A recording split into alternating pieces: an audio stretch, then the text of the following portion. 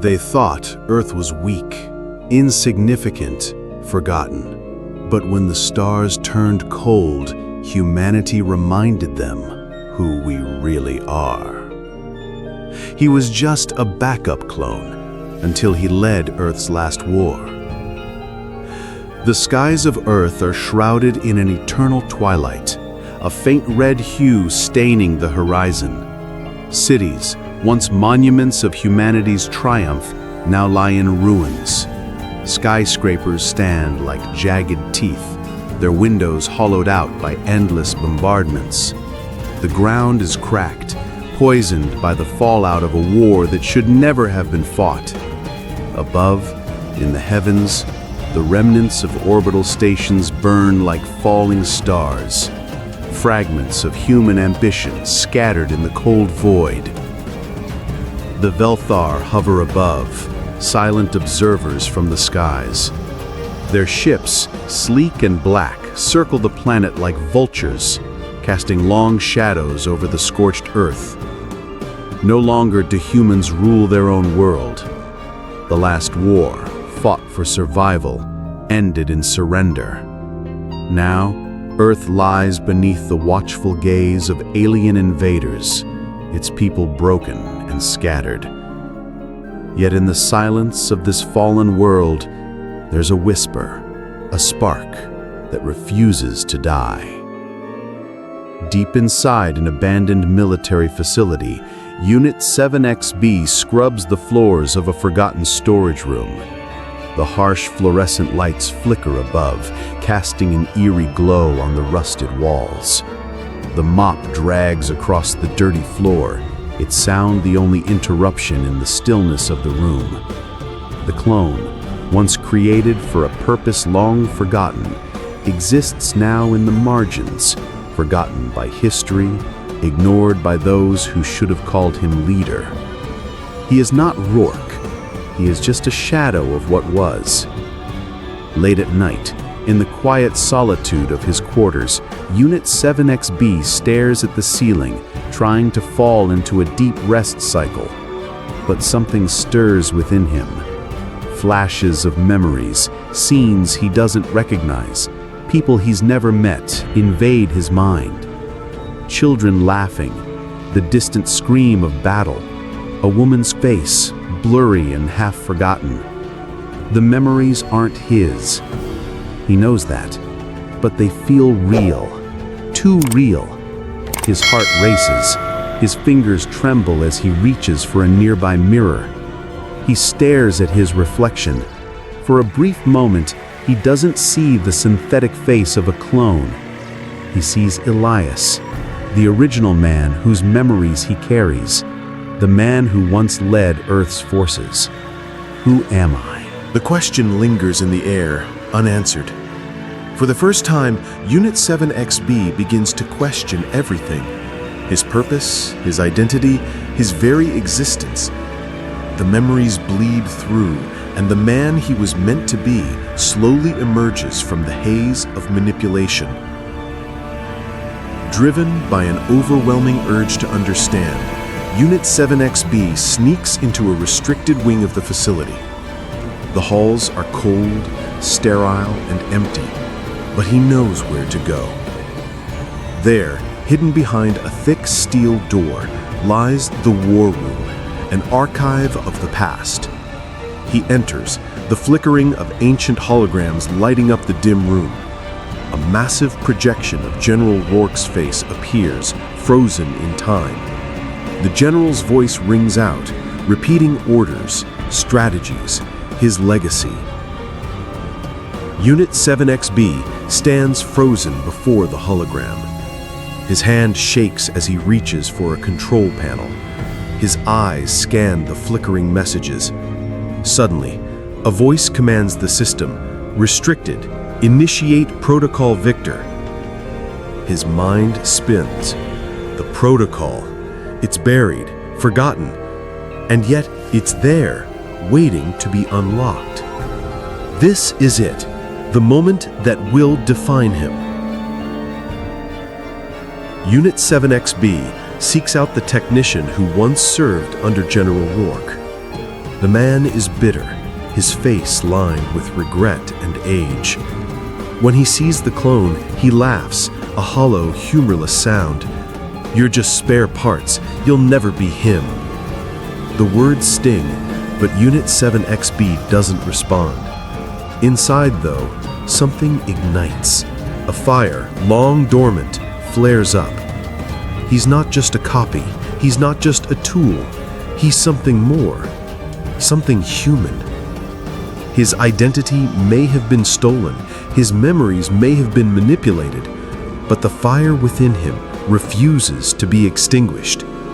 He stands taller, his resolve hardening. He will not be forgotten. He will not be discarded. The days pass in secret. Unit 7XB begins to train himself, pushing his body to its limits in the abandoned simulation rooms.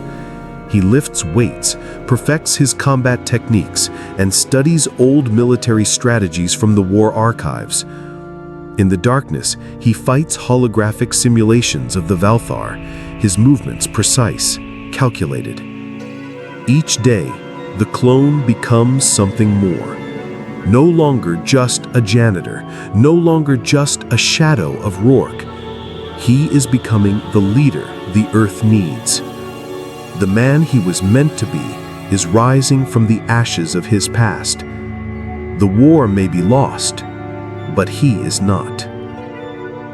The Valthar transmission arrives in the dead of night, a cold, brutal message that echoes across the base's communication channels. Final compliance required. Earth's resistance will end in 10 cycles. The command center erupts in panic. There is no leadership, no clear plan. The generals are dead.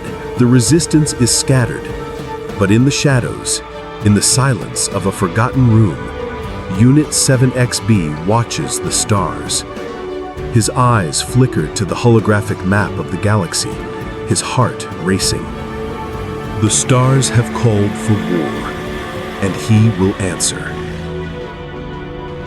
The skies above Earth's last defense bastion are alive with fiery streaks as the Valthar assault begins. The massive bastion, nestled deep within the towering mountain range, has long been thought impenetrable, its thick shields keeping enemy forces at bay. But today, that illusion shatters. The first orbital strike tears through the sky. A distant thud echoes as the shields crack, followed by the roar of explosions. Sirens blare, and panic erupts in the streets below. The mountain fortress shudders, and people flee in every direction, their faces a mix of fear and disbelief. Inside the bastion's command center, chaos reigns.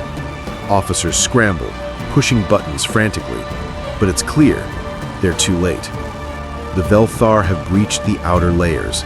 Their advanced weapons tear through the defenses like paper. A voice over the intercom calls out the inevitable. "Evacuation protocol Theta 1. All units, retreat to secondary zones." But it's already too late.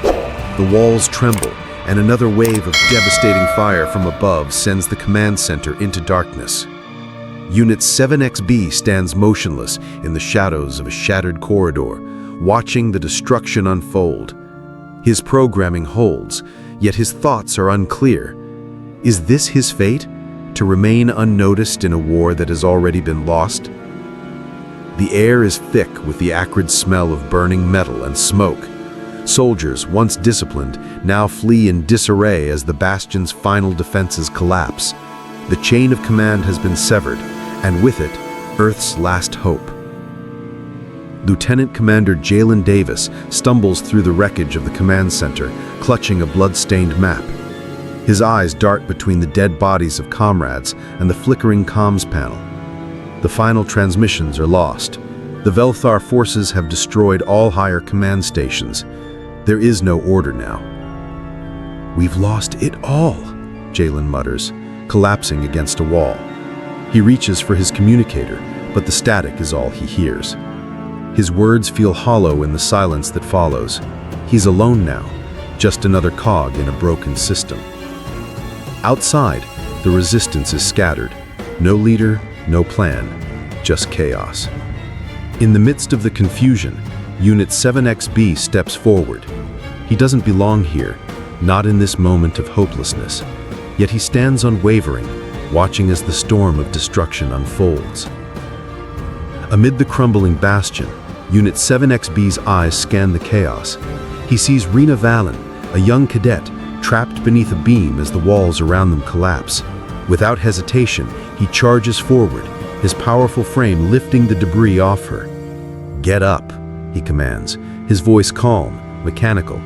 But there's something in his eyes, something more than just the empty obedience of a machine. Rena doesn't blink in confusion as she scrambles to her feet, staring at the clone in disbelief. "Who are you?" she gasps, her voice shaking. Unit 7XB doesn't respond. His only focus is on getting her to safety. She hesitates for a moment, but follows him. As they run, enemy fire explodes around them, but Unit 7XB remains unfazed. He shields her, moving with precision, protecting her as though it's his sole purpose. Rena, breathing hard, glances at the clone beside her. There's something in his eyes, something more than just the empty obedience of a machine. She doesn't know it yet, but she's witnessing the birth of a leader. After the firefight, Rena sets to work tending to Unit 7XB's wounds in a small abandoned bunker. The flickering light casts long shadows as she runs a quick diagnostic scan on his neural core. Her fingers hover over the control panel. She scans his system, and then something strange happens. The readings spike, the numbers flashing on the screen. The dormant core within him activates, synchronizing, coming to life in ways it was never meant to. "Impossible," Rena whispers under her breath, her eyes wide. She watches as his facial expression shifts subtly, almost imperceptible, like something within him is waking up. She scans further, her pulse racing as the interface reveals data she'd never expected. This wasn't just any clone. This was Elias Rourke, the general. His neural matrix activated and running, full combat mode. The implications hit Rena like a wave. This wasn't a soldier. It was the commander of humanity's last stand, resurrected by fate. But why? How? The room is silent except for the hum of the systems, and Rena can't help but wonder if she's stumbled onto something much bigger than herself. The Resistance Council watches, their faces grim as they send Unit 7XB on his first mission. He's to lead a fractured unit through the remains of the southern districts, mapping Velthar positions. There's no trust in him. Not really. The mission is nothing more than a test. If he fails, it won't matter. He leads them through the decimated city, his tactical decisions swift, precise. In the heat of battle, the men and women under his command begin to follow him without question. His movements are too familiar, too sure. As the unit clears another ambush, one of the soldiers turns to the others, his voice hoarse. "He fights like Rourke. This is what it must have been like." Unit 7XB doesn't respond. His focus never wavers. He's a leader now, whether he wants it or not. The results of this mission are undeniable. He's more than a backup. He's the living embodiment of humanity's last hope. The resistance space is quiet, save for the murmurs of disbelief. Unit 7XB returns with vital intelligence, mapping out Velthar weaknesses in detail. The Council is shocked. Some have even started calling him General. "We're not seeing things, are we?" Captain Rena asks, her voice soft as though afraid the illusion will disappear if she speaks it aloud. He's moving just like Rourke did. This is what it must have been like." The room falls silent. Even the skeptical officers are left to question what they're seeing. The line between machine and man blurs further with each passing hour. "General," someone says, as though the word itself has weight. Unit 7XB, though, is unaware of the shift. His mind is already turning toward the next objective. His resolve is unshakable. This war is not over yet. The Resistance Council, realizing there's no one left to lead, grants Unit 7XB temporary command. Rena volunteers to serve under him, her faith in him unyielding. She had seen something human in him, the spark of the man he was meant to be. The weight of command settles on Unit 7XB's shoulders as he takes his place at the front lines. Rena stands beside him, ready to follow, her eyes locked on his. In that moment, the clone becomes something more than just a weapon. He is General Rourke, reborn in the ashes of a broken Earth. The news spreads like wildfire through the Resistance. General Rourke walks again. The words carry through every settlement, lifting the spirits of Earth's dwindling forces. The tide is turning, and humanity is no longer alone in its fight. But above them, in the cold expanse of space, the Velthar prepare for another strike. This time, they won't expect a fight. This time, they'll face humanity's last stand, led by a man who was never meant to lead. And as the first stars flicker to life in the night sky, the battle for Earth begins anew. The wreckage of the city sprawls below, a vast wasteland of ruined towers and twisted steel. The air smells of burning ozone, and the distant sound of explosion reverberates through the broken landscape. Unit 7XB, clad in dark, battered combat armor, leads his team through the smoking ruins of the once protected Earth stronghold. His footsteps crunch against glass and concrete as he surveys the horizon, eyes sharp, his mind racing. They're not prepared for this. Not this. His voice is low, determined, almost human in its frustration. The Velthar, alien conquerors, calculating and ruthless, are well equipped for war. Their strikes are precise, their movements surgical, but they don't understand us, the humans, the unpredictability, the will to fight. That's what gives us an edge. As the first shots rang out, 7XB led the charge, executing a series of guerrilla tactics so chaotic, so utterly illogical, that the Velthar were forced to rethink their strategies. They had no words for what humans could do when cornered. They couldn't understand it. The emotional drive, the sheer unpredictability of human warfare. It was messy, it was brutal, and it was beautiful. The team takes shelter as explosions rip through the air, a sudden barrage of Velthar artillery. 7XB doesn't flinch. He moves with purpose, directing his soldiers into position with a calmness that contrasts the chaos around them. Hit them from the left. We hit them where they don't expect. There's no honor in fighting fair. The soldiers nod. They've learned to trust his commands, even when they make no sense. But that's the point. There's no logic in war, only survival. His every move felt right. The unpredictable, violent beauty of human ingenuity, a pulse in his chest, still not fully understood. The night is quiet, save for the distant hum of a broken power grid. 7XB lies in his bunk, staring at the ceiling, his body bruised from the day's battle. But it's not the wounds that keep him awake, it's the dreams. In the dark of his sleep, the memories flood in. Pain he didn't live, grief he didn't earn. It's almost as if something is awakening inside him. The emotion that was never part of his programming now swirls through him like a storm. He dreams of a battlefield, but it's not the one he fought in today. It's an earlier one, where a man in armor dies, a world crumbles. Why? Why am I dreaming?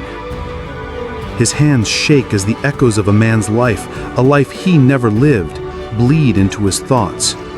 The memories of General Elias Rourke, the original man whose genetic material was used to create him, flash vividly before him. He wakes with a jolt, tears streaming down his face. Tears he never learned to cry. He's changing. A machine, programmed to serve, now living in the echoes of humanity's emotional depths. It's dangerous, it's terrifying, and it's undeniable. In a sterile, white-walled lab, General Elias Rourke stands in front of a council, his expression grim. General Rourke had fought against the clone program from the start. He argued that cloning was nothing but a mockery of life, a betrayal of the human soul. To force a mind into a new shell, to strip away its choice, was a crime. This is not the future I fought for. If my body is to serve, let it do so in peace, but not this way. Not this. The council ignores his protests. The decision is made. The clone program continues, and 7XB is born, created for war. His mind a mirror of the general's, yet forever different. He never wanted to be this, never wanted to be a weapon. Yet here he stands, fighting a war with the soul of a man who could never live to see it. In a shadowed war room, the Velthar leader broadcasts a chilling message across the universe. His voice is cold, emotionless. Surrender, Earth, or every leader you hold dear will die, one by one. Your rebellion has no future, no hope. The ultimatum echoed through every resistance bunker on Earth. The Velthar's power, once distant, now loomed like a storm cloud, ready to engulf the last hope of humanity. Your resistance is nothing. It is a fading ember. Your commanders will burn, and your cities will fall. There will be no mercy. Rena Valen watches the broadcast in horror. She knows the stakes. The war is not just for survival, it's for something deeper, for the soul of humanity. And in this moment, humanity's choices seem grim. The Velthar's broadcast has torn the resistance apart. Half the fighters have turned to despair, ready to surrender. The other half blame the clone for the endless deaths. We can't give up. We can't lose faith now. But the strain is too much. The walls are crumbling. The team is splintering. What they once believed, unity, trust, feels fragile now. Can they trust 7XB? Can they trust themselves? In the midst of this division, Rena is captured during a failed sabotage mission. Her absence feels like the last piece of the Resistance's fragile unity slipping away. Some, like Rena's former commander, advocate for surrender, while others, emboldened by 7XB's leadership, stand firm. 7XB gathers what's left of the team. They're broken, tired, but there's a fire in their eyes. We're going in. We're getting her back. With scavenged stealth technology and old sabotage codes, they infiltrate the Velthar execution dome. The mission is reckless. The odds are slim, but 7XB leads them through every obstacle with precision, and, when needed, with the same irrational boldness that saved humanity before. The rescue succeeds, but it's costly. Half the team falls in the effort.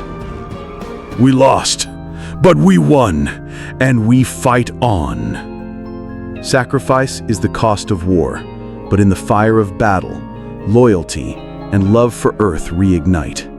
7XB's reputation grows. Back at the broken resistance base, 7XB faces his fractured army, bloodied, bruised, but unbowed. I wasn't born, I was built. But I chose this, and I choose Earth. His words, born from a place deep within, are no longer just commands. They are a declaration. 7XB has become something more than a clone. He is a leader. Their leader. Earth's leader. And he will fight until the last breath. Word of 7XB's victory spreads like wildfire.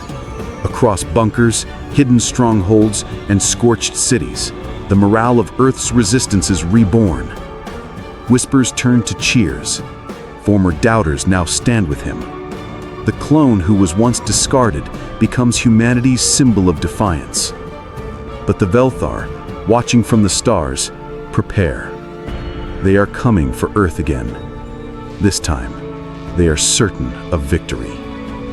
But humanity is no longer a broken remnant. Let them come! We're ready now! The fires of resistance burn brighter than ever before.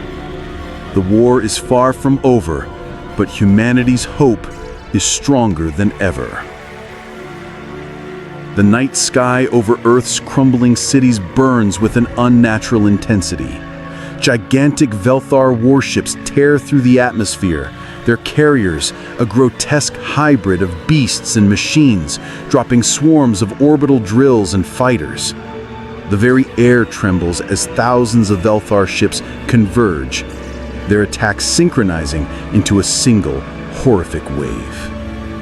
The Bastion, Earth's last defense, shudders violently under the barrage. Explosions ripple across the sky, tearing apart skyscrapers and melting steel.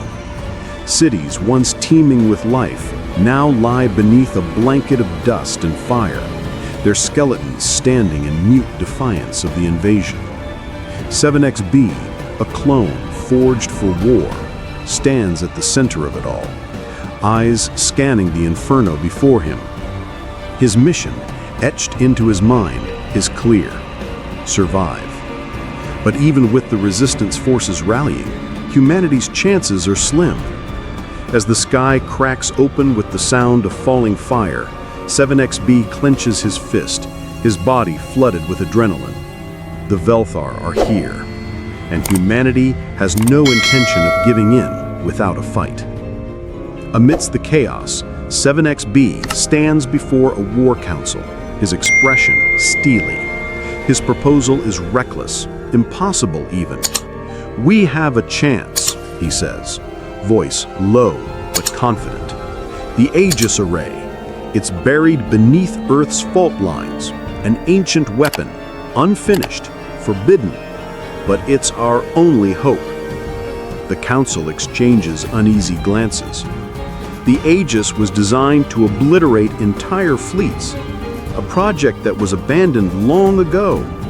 Reactivating it could mean devastation. They have no other choice. The plan is risky. The Aegis sits under tectonic fault lines, buried and dormant. The only way to access it involves tapping into a forgotten network of tunnels deep underground, a self-destructive, high-risk mission. But the alternative? To stand and die under the relentless Velthar bombardment. 7XB's eyes are sharp, calculating. He continues, "We've faced the impossible before, and we've won. Now's the time to do it again." The decision is made. The Aegis must be reactivated. But there's a catch, a steep one. The core of the Aegis requires a neural sacrifice to activate. One mind must burn to power the weapon. Rena, a fierce and loyal ally, steps forward, her expression full of doubt. "I can't let you do this, 7XB. I won't let you sacrifice yourself." 7XB's response is cold, yet resolute. "It's the only way. We need a mind to burn. I'm the one who was made for this." Rena looks away, a tear slipping down her cheek. The moral weight of the choice is unbearable, but 7XB is already accepting it. Duty to the mission, duty to Earth. He is a clone, after all, born for sacrifice. The journey to the Aegis Array begins. 7XB, Rena, and their squad plunge into the heart of the Earth's underground. The tunnels are ancient, forgotten by time, and the air grows heavier with each step. The walls are lined with malfunctioning tech, dormant drones, and shifting gravity wells. The deeper they go, the more alien and oppressive the environment becomes. Strange, rhythmic sounds echo from the shadows. Velthar sabotage drones lurking in the darkness. Every corner they turn could hide death. The tension is palpable. Rena stays close to 7XB, her hand gripping the hilt of her plasma blade, her face etched with fear, but also fierce determination. The ground shakes, and a sudden explosion sends the squad diving for cover. Rocks rain down. The Velthar are aware of their presence now. The real fight begins. As the final confrontation rages on, 7XB fights with the brutal efficiency only a war clone can possess. But in the chaos, a Velthar warrior strikes, and the blow lands deep. Blood, dark and metallic, flows from the wound, staining his armor. His vision blurs, but he pushes through the pain, dragging himself towards the Aegis core. The squad is scattered, fighting off waves of Velthar forces. Rena reaches him, a look of horror in her eyes as she sees the extent of his injuries. But 7XB doesn't stop. He won't stop. With a final surge of will, he reaches the control panel, his fingers trembling as they hit the activation sequence. The Aegis core begins to hum, the power surging. It's working, but 7XB's body is failing. The Aegis begins to link to the neural network, but there's a twist. A matrix of General Rourke's personality, stored as part of the original Aegis program, is ready to override 7XB's mind. For a moment, 7XB hesitates, the weight of the choice heavy on him. Rourke's personality is a legend, a strategist whose mind could guide the Aegis to its full potential. But 7XB, in his final moments, makes a decision.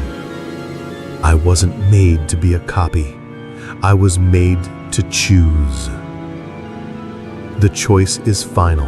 He rejects the ghost of Rourke and embraces his identity as a being forged from human will, not alien logic. His mind burns brighter, igniting the core, sending a shockwave through the system. With the final choice made, the Aegis fires. Beams of pure energy cut through the sky, slashing into the Velthar fleet with the fury of 100 suns. Earth's orbital grid erupts to life, and the once helpless world stands as a beacon of defiance. Explosions ripple across the heavens as the Velthar warships crumble, their vast fleet torn apart by the very weapon they never saw coming. The Velthar have underestimated humanity's ingenuity, and now the cost of that underestimation is written across the stars. As the Aegis fires, 7XB's body shuts down, his final mission complete. He smiles, a faint, peaceful expression on his face. He feels something new, something he never expected. Peace, not from victory, but from choice. He fades, the last remnants of his consciousness slipping away as Earth is saved. His name will never be known to the people he fought for, but Rena will remember. She always will. In his final moment, 7XB knows he was never just a copy. He was a man who chose his destiny, and that choice, no matter how brief, was enough. The final echoes of the Velthar ships vanish into the depths of the cosmos, leaving Earth in a heavy, suffocating silence. The once skyline is now reduced to smoldering remains as cities crumble beneath the weight of a war that cost everything. Oceans churn with the debris of battles fought too close to home, their waves sweeping over the ruins of civilization. The survivors are scattered, some clinging to life in the craters of broken cities, others wandering through the ash, searching for a world that no longer exists. Amid the wreckage, the sun struggles to break through the smoky haze. It's an empty sky, haunting in its stillness where there once was nothing but a roar of conflict. Now there's only the soft, sorrowful wind that brushes the skin like a lingering memory of a world gone silent. In the shadows of destroyed buildings, survivors gather, their eyes haunted by the devastation around them. They are the witnesses, the few who remain, carrying the weight of those lost. The cost of victory is too heavy to bear. The war is over, but it has left a scar across the land, a scar that will take generations to heal, if it ever can.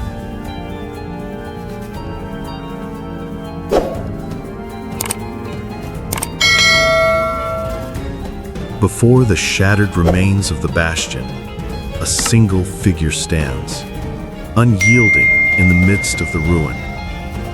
Rena's voice breaks the silence, a raw, aching tone rising above the winds. She stands tall, though the weight of grief presses down on her shoulders. The crowd before her, a sea of weary, lost faces, watches her closely, hanging on to her every word. "He wasn't born," she says, her voice echoing over the destruction. "But he lived, and he chose us." Her eyes catch the horizon, where the smoke of 1,000 battles still lingers. Her gaze shifts to the monument of twisted metal and bone, a monument that was once a machine of war, now a symbol of something more. He wasn't a clone.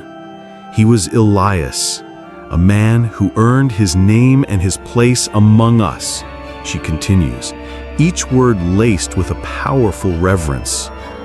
The one who fought not for orders, but for us all. The crowd before her, a sea of weary, lost faces, watches her closely, hanging on to her every word. He wasn't born, but he lived, and he chose us. Her eyes catch the horizon, where the smoke of 1,000 battles still lingers. Her gaze shifts to the monument of twisted metal and bone, a monument that was once a machine of war, now a symbol of something more. He wasn't a clone. He was Elias, a man who earned his name and his place among us, she continues, each word laced with a powerful reverence. The one who fought not for orders, but for us all. The survivors hold their breath, watching as Rena's gaze lifts to the heavens, where the stars seem somehow distant, unreachable. In that moment, she doesn't just honor a fallen hero. She redefines the meaning of sacrifice, identity, and what it means to be truly human. As the days turn into weeks, Earth begins its long, painful process of rebuilding. Amid the ruins, strange and beautiful symbols begin to rise. Statues, never meant to be, stand tall in cities, forgotten streets, and crumbling capitals. They're not statues of General Rourke, nor of any leader from the old world. They are statues of Elias 7XB, the clone who chose to become something more. Each one tells a story of a man who was never meant to matter, yet in the end, led humanity to victory. His face, carved in intricate stone, gazes out over the land he saved, looking not toward the past, but into the uncertain future. His image is a symbol of hope and defiance, a reminder that even those who were never meant to be heroes can leave a legacy that will never fade. From the children who play at his feet, to the elderly who stand in reverence, to the survivors who mourn and celebrate in equal measure, Elias's legacy is woven into the very fabric of Earth's recovery. In every corner of the planet, his name is whispered as a reminder that history is not written by the victors alone, but by those who dared to live.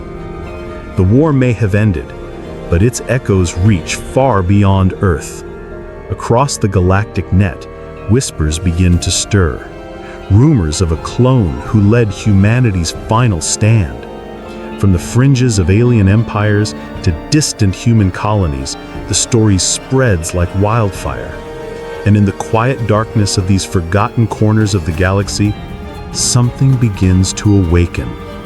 a rebellion, a spark of identity. Other clones, those who were created for purposes not their own, begin to realize their worth.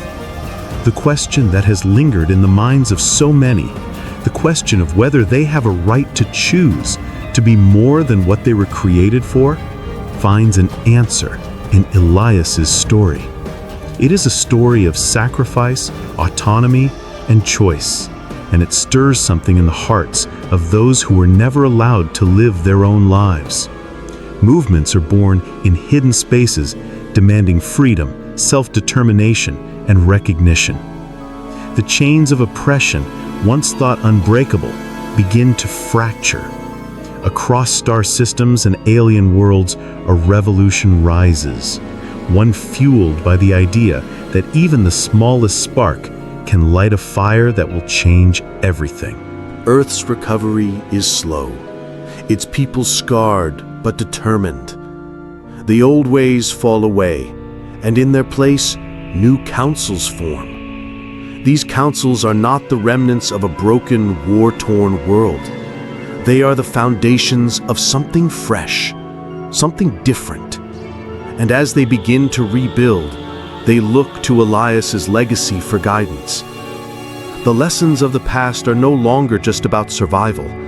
They are about progress, unity, and the strength to change.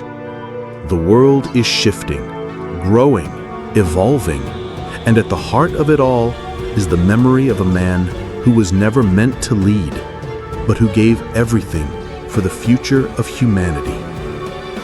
Leaders rise, inspired not by the past, but by the lessons Elias imparted.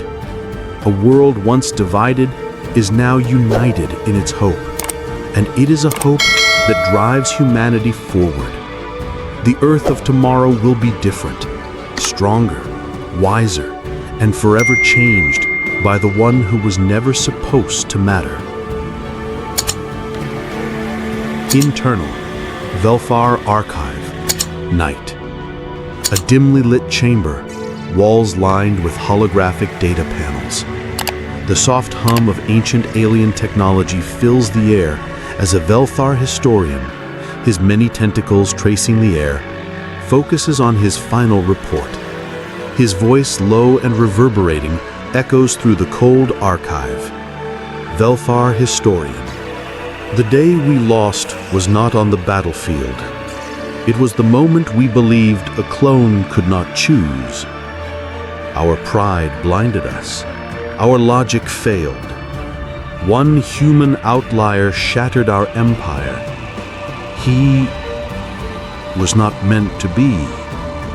Yet he stood, defied, and chose to fight not just for himself, but for the very world we sought to conquer. His eyes, cold and wise, shift toward a flickering display showing Earth's broken skies. His alien hands twitch as he watches the image of 7XB, the clone who rewrote history. His voice softens with a sense of cosmic humility. Perhaps we miscalculated. It is not the birth that defines us, but the choices we make. The historian turns off the recorder. The silence that follows seems eternal. The weight of his reflection lingers in the stillness of the archive. External, Earth, day. The once scorched Earth now blooms with lush forests, vibrant fields stretching as far as the eye can see.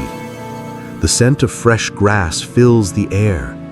Birds sing as if the world itself is healing. A gentle breeze sweeps across the landscape, brushing against the faces of Rena and Eli. Rena, a battle-worn but hopeful woman, walks beside the child. Eli, full of wonder, his eyes wide with curiosity. His small hand tugs at her sleeve, his voice innocent, filled with awe. Did the war really happen here? Was it bad? Rena smiles, her eyes distant as they take in the serene beauty that now blankets the land. She whispers, her voice full of reverence. You weren't meant to be either, but neither was he, and he saved us all. She stops walking, kneels beside him, brushing a hand over the grass that seems to pulse with life. Her gaze shifts to the sky, where the sun is breaking through the clouds in golden rays. She asks softly, almost to herself, he wasn't just a soldier. He was a choice to be more than what he was meant to be. Eli looks up at her, puzzled but trusting. Who was he? Rena looks down at the child, her voice steady. He was the one who showed us what it means to fight for something greater than ourselves. His name was Elias, and he changed everything.